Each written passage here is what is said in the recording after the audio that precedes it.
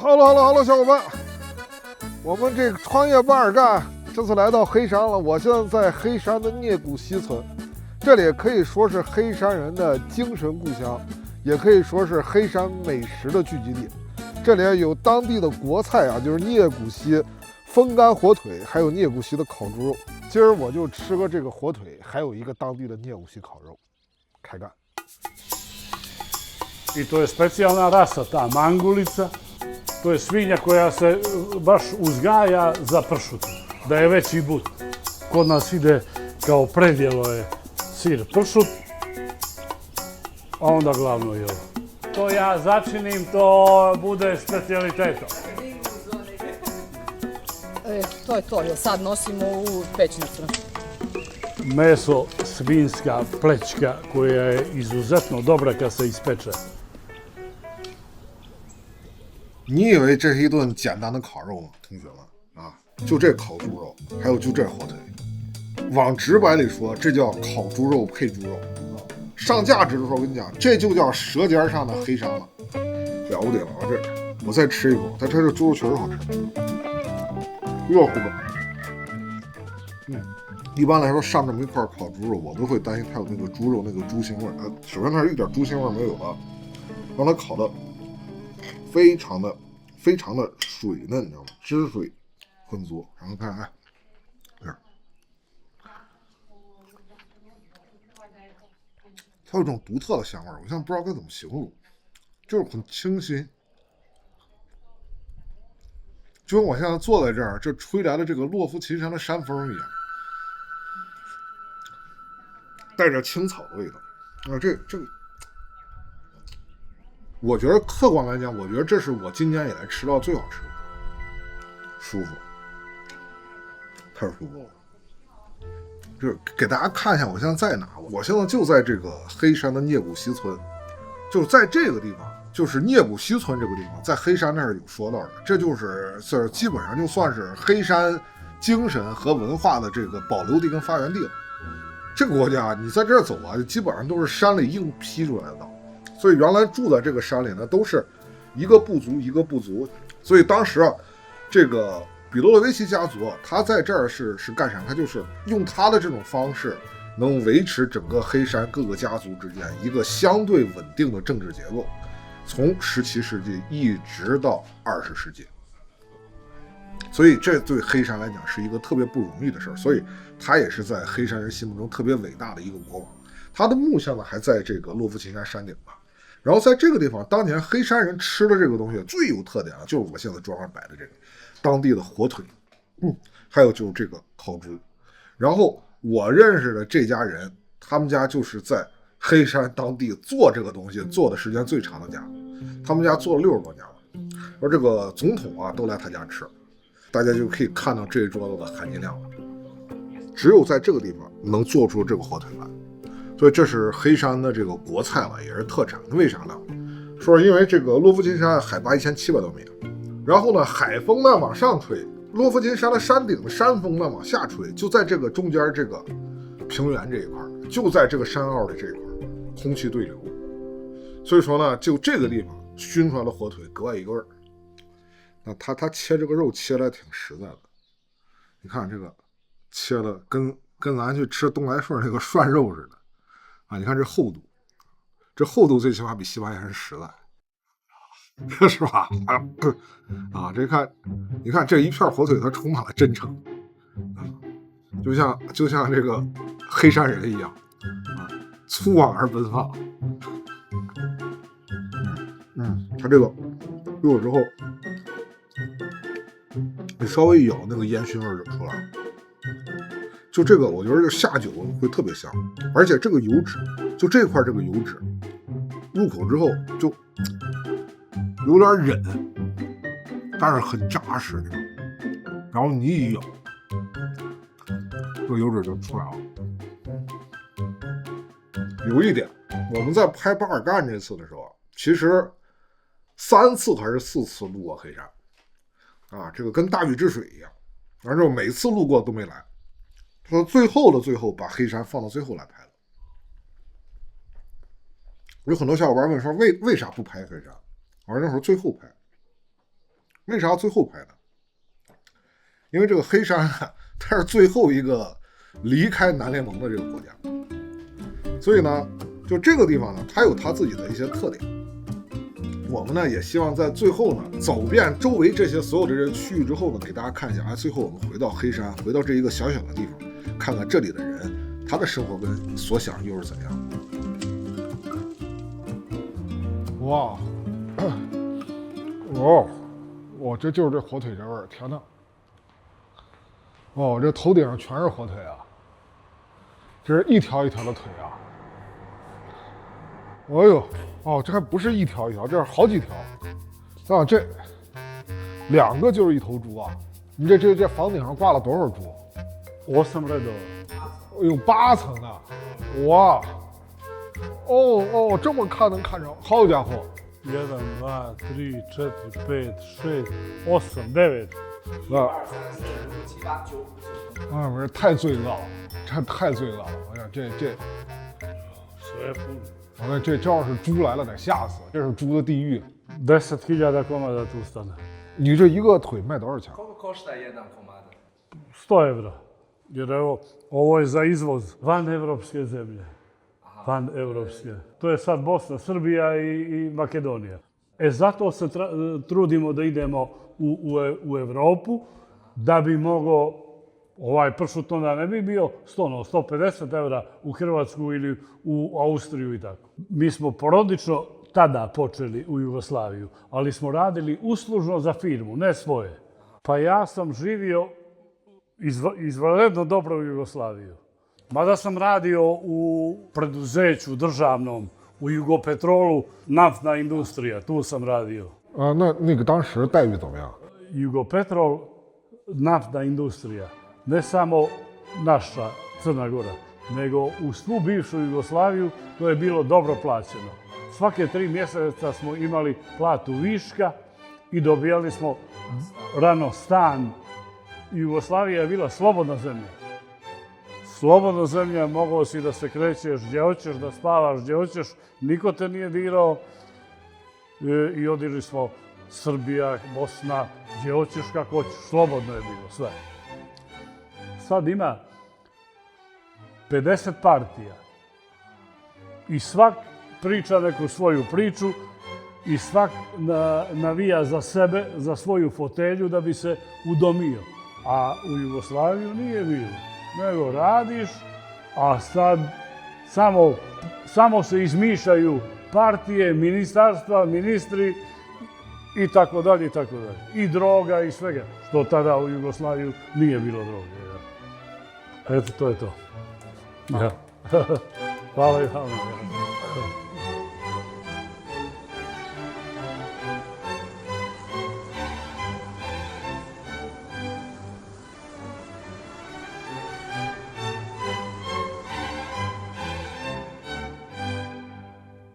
刚才这老板他叫 Vido 啊，他说了这个南斯拉夫没有毒品，现在黑山有毒品了。他为啥说到这个情况？这跟黑山的整个的这个地势是有关的。我们现在啊来到这个一个旅游项目，就是一个当地的这个叫洛夫琴山山顶上的一个滑轨车，在这儿啊可以很好的看到整个这个黑山的这种地势和这个地理特点，啊，大家一看就一清二楚。你怕不怕？我怕吗？我不怕，我不怕。不。好，现在啊，我们就要上山了啊！哦，上山了啊！突然的害怕。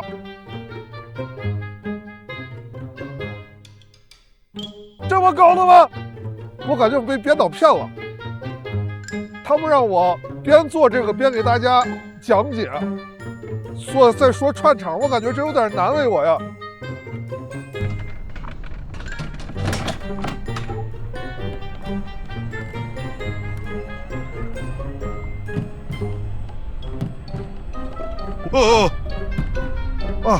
哎，看到那边了吗？那边就是海，就是黑山呀，海对面它就是意大利。他为啥说这个黑山是这个毒品的重灾地呢？它是因为啊，在这个南斯拉夫解体之后啊，这个大量的毒品啊都通过黑山来进入欧洲。他比如说我们当时在秘鲁拍的这个可卡因，这是小花的声音，这个傻瓜，这个可卡因啊，它就是通过这个水果或者集装箱的这个货船，包括香蕉船，运到这个黑山啊，在这港口下来之后呢，然后再通过走私的方式，它陆路它进入欧洲。然后比如说像海洛因，那就是通过，那就是在阿富汗啊，通过土耳其走科索沃陆路进入黑山，再进入欧洲。这大麻的话就更简单了，阿尔巴尼亚兄弟就种大麻，哎呦我去啊！所以你看这个山海，你看这个山海就这，黑山的解体之后。他不搞旅游，他啥也搞不了啊！我去啊！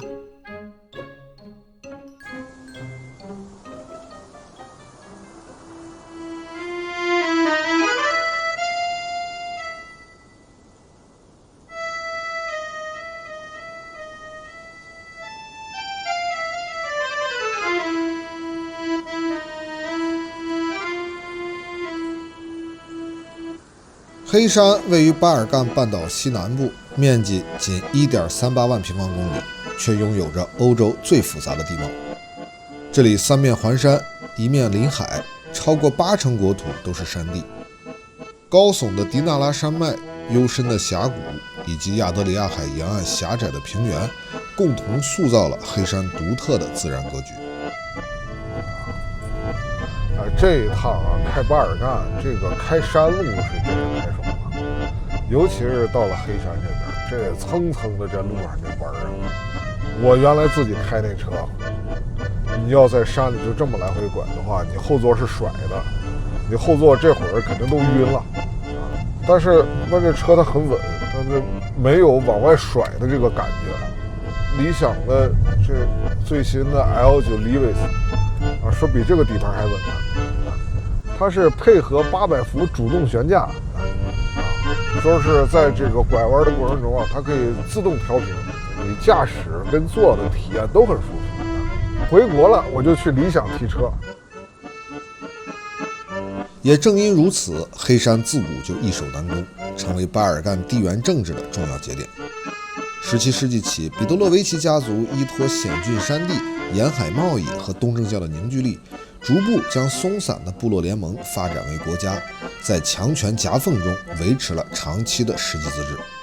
这种反抗精神也延续至今。二战期间，欧洲第一次大规模反法西斯全民起义就发生在黑山。不过，群山既是天然屏障，也是发展的限制。耕地稀少，工业基础薄弱，交通建设困难，让黑山难以发展大规模制造业。于是，曾经守护黑山自由的山海，也成为今天最重要的财富。从洛夫琴山高原、科托尔湾古城到布德瓦海滨，旅游业已成为黑山最重要的经济支柱。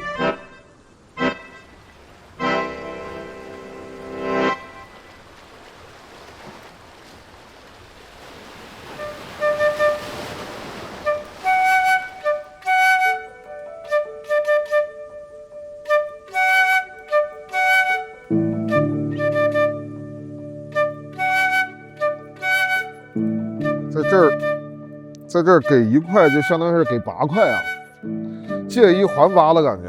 不，你这个在黑山啊，你别看没加入欧盟啊，这边也是欧元区，你花的都是欧元。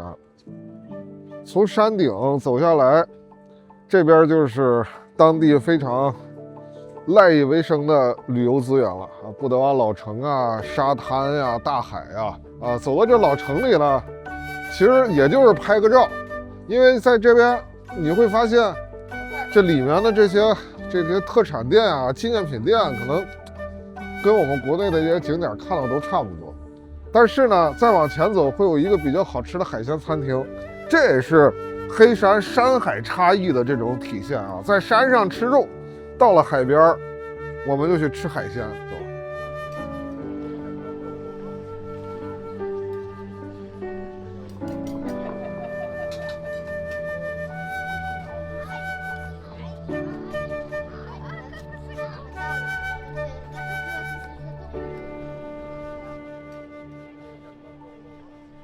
Dobro večer. 晚上好。 Pozdrav za drage prijatelje iz naše drage prijateljske države Kine i želim vam dobrodošlicu u našu malu Crnu Goru, Montenegro. 听说你们家是黑山最好吃的海鲜餐厅之一，你们家啥好吃啊？ Što se tiče hladnog predjela, imamo mnogo dobru hobotnicu iz našeg ovdje Jadranskog mora za hladno predjelo. Za toplo predjelo smo išli sa risotto plodovi mora.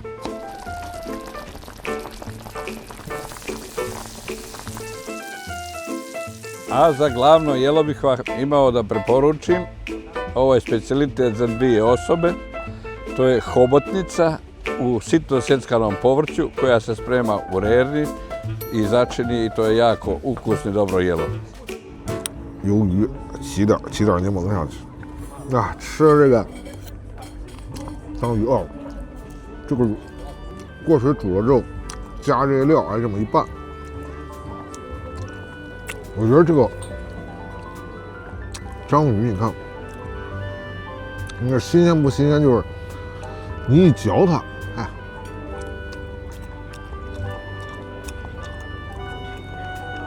就这个。 韧韧的这个口感，那很真实的肉的质感。哦，这饭就上了。OK， 好。哦。Risotto 哦 sa plodovima mora. 这个是海鲜烩哦 ，OK， 好。这个啊，看一下啊，这个是叫海鲜烩饭啊，这西红柿酱的，这里面就是。 有蘑菇，然后有这个青口贝，有虾仁儿。一般我们出来出差，你经常能见着海鲜餐厅，就偏意大利风格的，都是这些东西。我就爱点这个饭。我这个吃起来，就是在国外多少还是像些家乡味儿的。当年啊，黑山是最后一个离开南联盟的这个国家。 微弱优势投票宣布独立。Ja sam uvjeren da će volja građana biti takva da se sačuva državna zajednica Srbije i Crna Gora i da ne uspije referendum, odnosno da Crna Gora neće ostvariti nezavisnost. Saglasno članu 6 Zakona o referendumu o državnopravnom statusu Republike Crne Gore, nesumnjivo potvrđuju da je odluka o nezavisnosti Crne Gore validna. 独立完了之后呢？ 这个南联盟就彻底瓦解了，啊，这个塞尔维亚呢，就彻底变成了一个内陆国啊。这个它内陆到什么程度呢？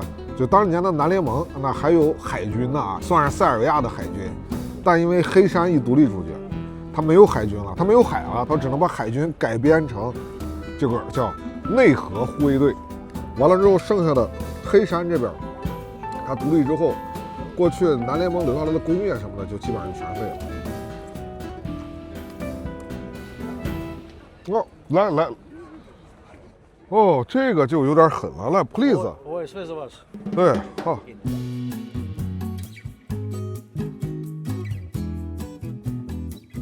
哦，尝尝这个，这等于是前菜的这章鱼，跟这章鱼看看，啊，这是烤的，我说这个它就是鲜。 然后跟这菜这么居在一起呢，吸了这个菜的这些香味。这个跟刚才前菜比呢，就一个是温度上的差异，口感上呢这个稍微烤得更辣一点啊。这就是一个外焦里嫩的一个口感啊，在这个山海之间。你看我最大的感受是什么？就是想家了。这回去先吃个羊汤。 再来碗兰州拉面，再吃一个酸菜白肉、小鸡炖蘑菇、糖醋排骨、回锅肉，完了之后再吃顿饺子，再来个涮肉，然后再蒸个大包子。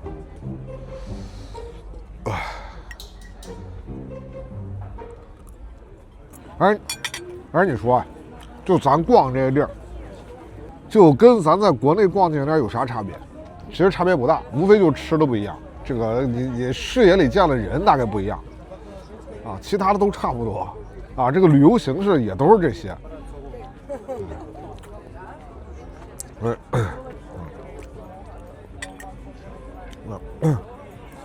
但是，我觉得从客观上来讲，当我们来看这些的时候，我会有那种可惜感，因为我觉得，哪怕是到最后南联盟只剩下黑山和塞尔维亚了，他俩连在一起的时候，这国家底气还是不一样。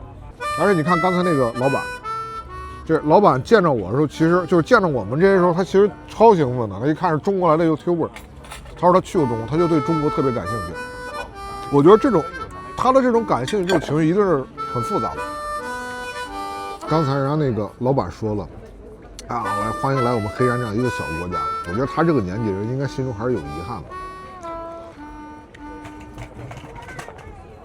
Ipak to je bila prije jedna velika država sa 25 miliona i koja je imala i industrije i poljoprivrede i svega, pa to se kontinuirano bilo jedna sa drugom i to se prenosilo sve, to je bila jedna velika država. Država kao država je dosta bila osiromašila, čak dijelovi su bili izbombardovani, bilo je problema. 所以其实黑山独立之后变化还是挺大的。Pa desile su se neke promjene, nije to baš išlo bezbolno, bilo je ratova, bilo je svega, ali mali smo pa smo se nekako brzo transformisali. Mi nemamo kao Kina teške industrije, nemamo rudnika, nemamo turizam. Predgrađe Pekinga je više od čitave Crne Gore. Bio sam prije 7-8 godina, pa sam bio prije 4 godine. Mnogo se brzinom mijenja. I moja želja jednog dana da direktno avioni budu iz Kine lećeli za Crnu Goru. I to bi bio pravi turizam kod nas. A Kinezi su dobri turisti. Imam dobro iskustvo sa gostima iz Kine. Pogotovo kineske firme koje rade u Crnoj Gori baš dosta koriste naše usluge. 黑山还有中国公司呢？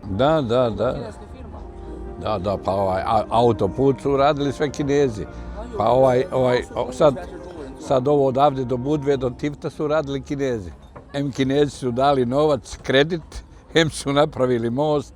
Sada renoviraju jedan visoki most na rijeci Tari, stari.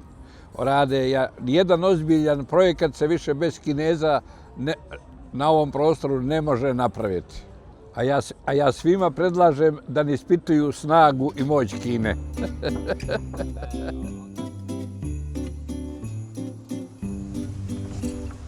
Hi. From China with that car? Yes. Seriously? Yeah. That's crazy. From where? From Beijing. Damn, with an electric car.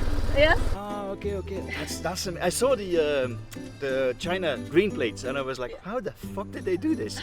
That's crazy. Super cool. Take care, guys. Nice Be careful. to meet you. Bye-bye. Bye.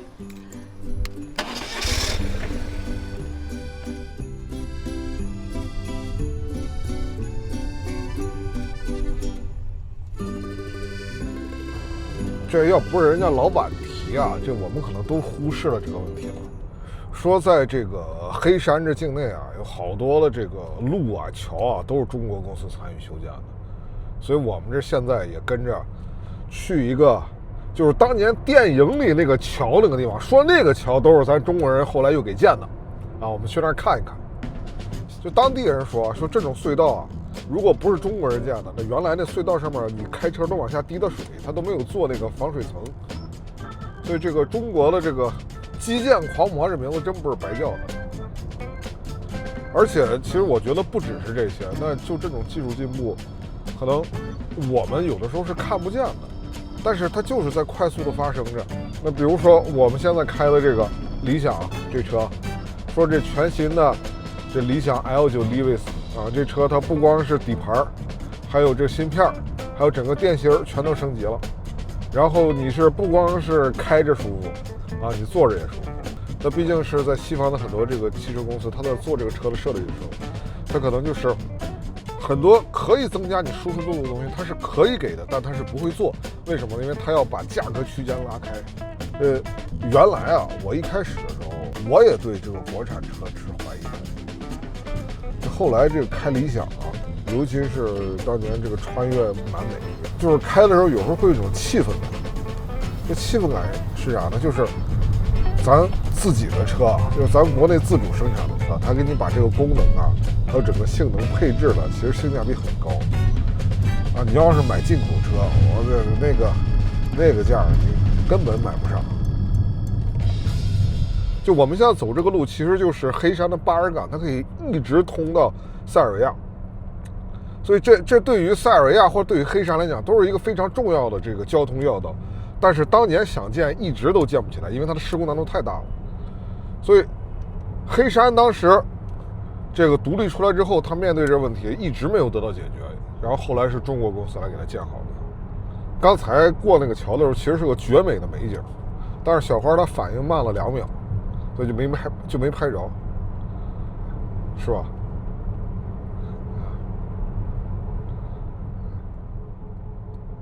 你看也没用了，你看前面也没有了啊！人生就是这样，错过了就是错过了。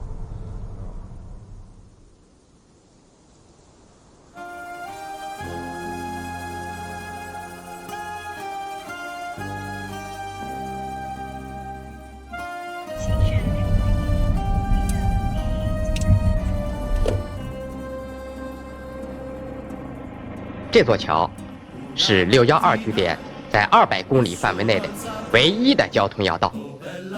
如果德国军队从希腊撤退过来这座桥，那他们将占绝对优势，我们部队的处境将变得非常不利。我们的计划就是把桥炸掉。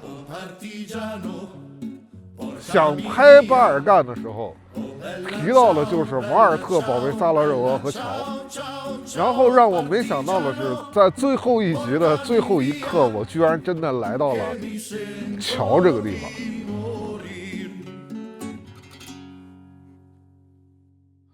这个为了让大家更直观的能看清这个塔拉河，所以它的旁边有一个索道速滑项目，我来替大家挑战一下。我这飞过去，沿途大家看一下。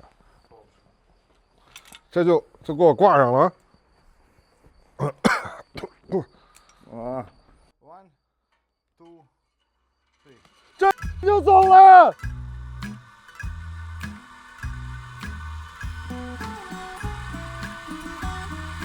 看这大桥，看这大桥没？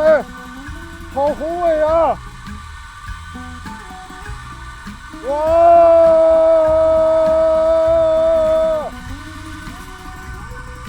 塔拉河，关注视频道。哇！这河好漂亮啊！像我来到就是塔拉河，就是看过南斯拉夫电影那个桥没有？就当年的那个桥就是现在的这个桥。然后当年的那个故事的原型的这个工程师叫拉扎尔·姚科维奇，他的这个纪念碑就在这儿。而当年的时候是他亲手把这个桥给炸毁了，在42年的时候，那当时为了阻拦德军的脚步，炸了之后他就被枪决了。工程师，你还等什么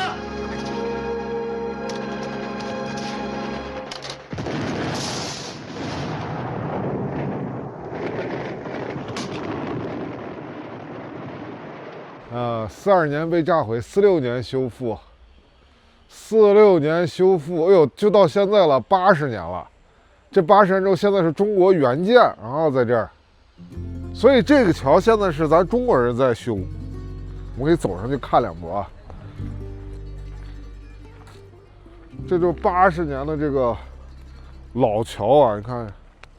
所以为啥说这个当地黑山人见了中国人一般都特热情呢？因为就是尤其是这些项目，这是中国援建，还有中国过来修建的，像这高速公路这些项目，当地其实还是非常感激的。像这个桥，他们走了80年，他们自己都知道这个桥现在已经摇摇晃晃，并不扎实了。而且看一下下面这个河，下面这个河谷这腹地，其实是一个非常高的一个高度，非常可怕的一个高位落差。那走在这个桥上的时候， 80年了，这个桥摇摇晃晃的时候，其实心里是非常慌的。在这儿修多久了？1年多。啊，你哪儿来了？哎呦，1年多了，这儿能吃着酸菜吗？没酸菜吃。这，然后就再赶上这个桥是中国人在修，你知道吗？就突然之间觉得特亲切。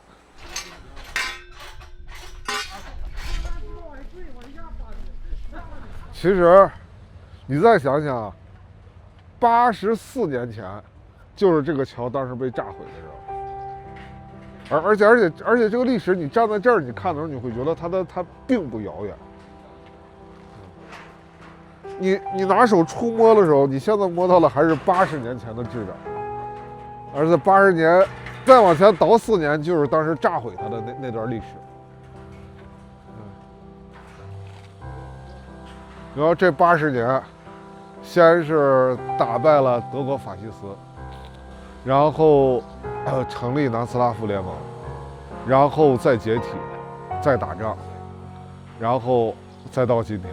可能在这个河谷里，这下面流过的河水和这些石头、树木、山里的鸟，他们不知道这些变化，但是这80年里，当地人他可以感受到这些变化，而且可能当地老百姓感受到这些变化，他说不出来，那就是大环境嘛，说变就变了。唯独与之不同的就是，80年后，现在是中国的施工队在维修这样一座桥。啊。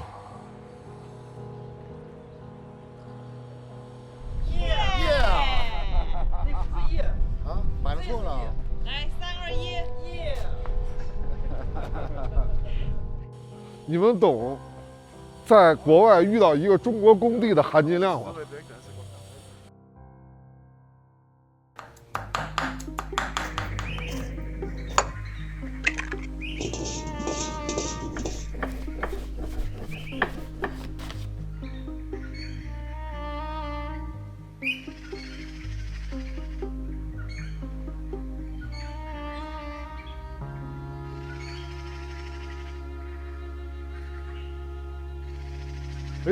哎呀，闻见味儿了！哎呀，哇，闻见味儿了！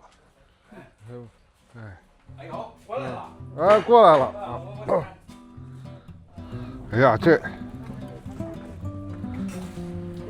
这来了就赶上饭了。哎呀，这是啥馅儿的呀？这是韭菜鸡蛋木耳。韭菜鸡蛋木耳。哎呀，这个好啊，还有韭菜吃。绿豆汤，哎呀，太好了！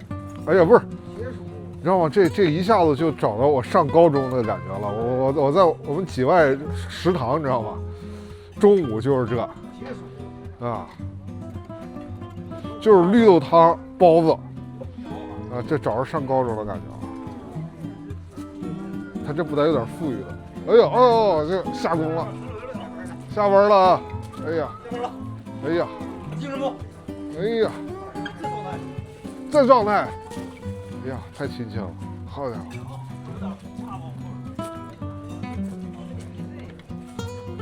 这是不是能蹭点儿？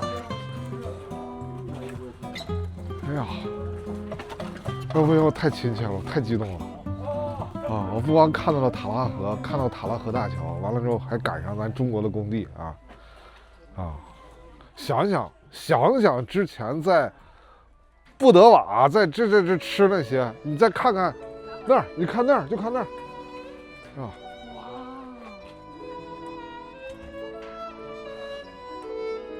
然后我就回家了，知道吗？然后就回家了，知道吗？我激动了，我激动了。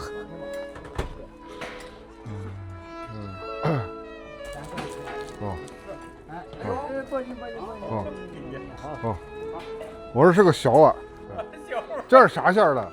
这一个是那个芹菜肉的。芹菜肉，来，芹菜肉了，哎呀，好，2个可以，啊，还有韭菜了吗？哎呦，再来个韭菜的，哎呀，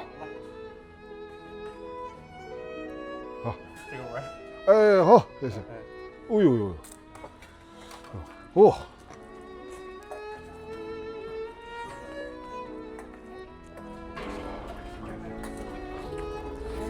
我不行了，我不行了。海外留学的同学应该能体会到了感受。不行了，我，啊，不行了，我要哭了。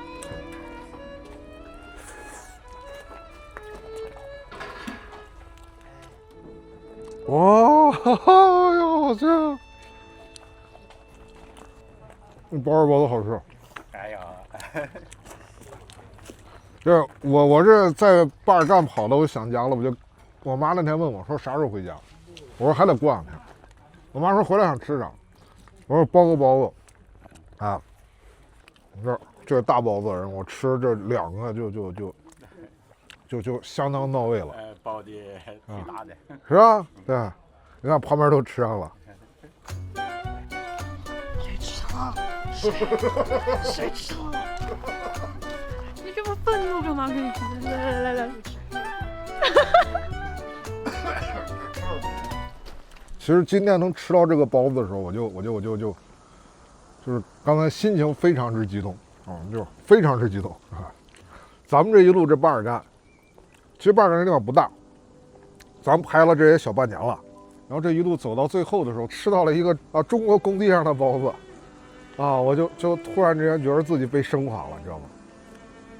就我突然发现，我不管走多远，你知道吗？不管走多远，你到最后能打动你的，其实也不是什么山珍海味，从来都不是山珍海味啊，就是这一口家乡饭啊。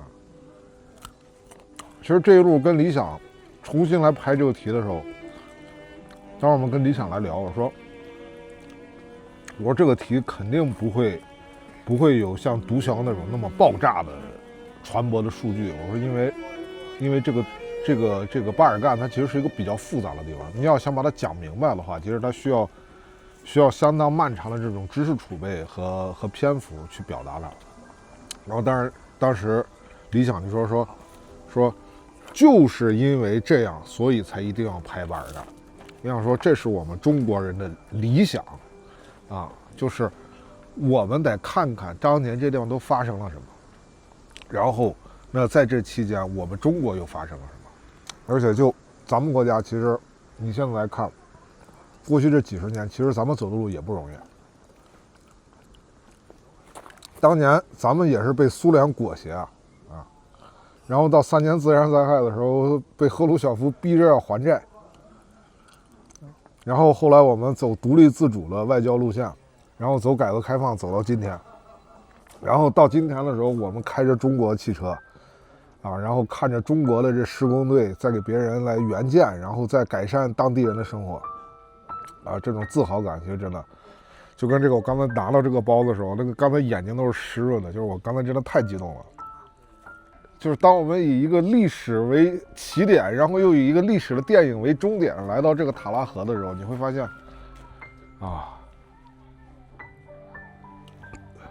就是世界如此纷争，但是我们真的是在努力让世界变得更好。屏幕前的小伙伴们，咱们的巴尔干之行在这口包子之后就要结束了。感谢你们的一路陪伴，让我们一起走到了这里。1999年，在巴尔干迎来命运性转折的那一年，当年的春晚，白云和黑土对小崔说：“我是生在旧社会，长在红旗下，走在春风里。”准备跨世纪，想过去看今朝，我此起彼伏。那一年我15岁，正在对千禧年和千年虫充满好奇与畅想。后来的人生告诉我，其实时间在每个人的命运里从来都不是孤立的，历史也不曾中断，从1战、2战到冷战，太阳底下没有新鲜事儿。悲剧与喜剧每天都在顺延着历史的脉络重复地发生着。来巴尔干之前，我说我们要去看欧洲火药桶；来了巴尔干之后，我说世上哪有什么火药桶，都是地缘政治的角力罢了。就像是火药，有人发明了火药用来做烟花，有人拿着火药做了枪械与大炮。2026年的今天，世界依然糟糕。不变的是，在这个地球上每一个角落里的普通人都依然对平静的生活充满了向往与渴望，这才是人类共同的理想。我们就这样带着我们的理想，继续走在咱们自己的路上。在浩瀚的宇宙里，温情与平静或许永远无法取代冰冷残酷的现实定律，但温情与平静永远都会是宇宙里最温暖的绿洲。各位同志们，咱们穿越巴尔干这6集连滚带爬，终于要杀青了。干完这个之后，不知道会不会后面还有这样的连续拍摄的系列节目啊？不知道会不会还有啊？当然，如果还有的话，我依然对热带雨林、亚马逊河，还有非洲充满了向往和期待。不知道在那个时候还能不能在最后一集吃上一口大包子。